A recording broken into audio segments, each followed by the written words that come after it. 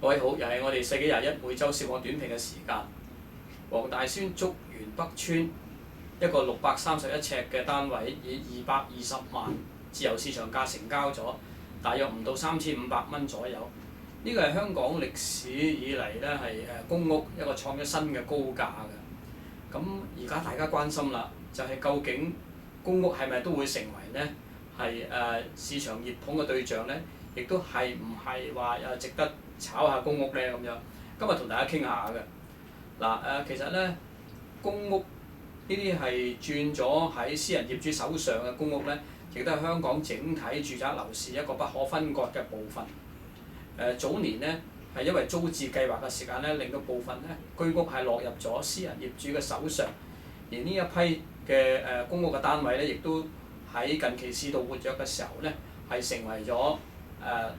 大家係注目嘅焦點。近期呢，市區好多嘅新樓係供應嘅時間呢，發展商都趨向豪宅化，就動輒係1萬蚊、萬幾蚊一尺，一個幾百尺嘅單位呢，可能係要去到400-500萬啊，咁樣先買得到。呢個呢係會令到呢係想上車未上車嘅家庭呢，而家將個注目嘅焦點呢係會朝向咗一啲喺自由市場嘅公屋啊或者居屋啊咁樣樣。睇翻呢啲公屋，其實佢嘅位置呢，好多時呢都係一個比較優越嘅地方。尤其是呢交通方面呢，係好大部分呢會喺一啲集體運輸系統啊、鐵路啊嘅旁邊嘅。而佢嘅設施齊全喎，雖然冇會所，但係佢街市啊、食物館啊，甚至乎呢一啲日常嘅設施，例如呢係幼兒園啊、醫務所啊、等等嘅設施，周邊嘅設施都齊備嘅。咁形成咧喺居住嗰一個屋苑咧，公共屋苑咧係極之方便嘅。咁所以咧對普羅家庭嚟講咧，呢啲亦都係一個比較好嘅上車嘅對象。而家問題亦都係因為大家係注意呢啲上車盤嘅時間咧，亦都引嚟咗一啲炒家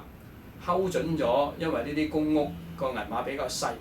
銀碼細咧佢轉手嘅銀碼亦都嗰個轉手嘅費用啊，例如印花稅啊等等咧，亦都平嘅。咁變咗咧，近期咧亦都出現咗炒賣公屋嘅一啲數據、一啲個案。咁而家就係大家關心啦，就既然係咁嘅時間咧，會唔會引咗好多炒家入去，而令到真正想用嘅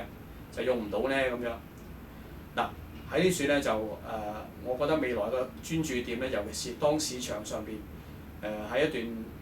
比較長嘅時間啦，可能仲有2年到啊，都唔能夠好大量咁增加呢啲所謂上車盤咧，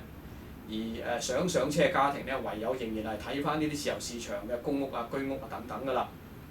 咁但係喺度咁樣樣喎，我亦都要奉勸一啲普羅市民喎，唔好話人炒你又炒，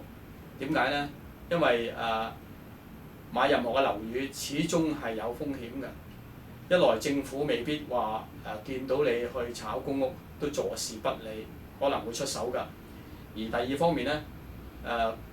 當日後個利息回升嘅時間呢，所有嘅樓宇包括公屋呢，亦都係有機會呢係價格回落㗎。如果你係炒得多，如果揸得貨多嘅話呢，係有機會坐艇㗎，大家小心啦。多謝各位。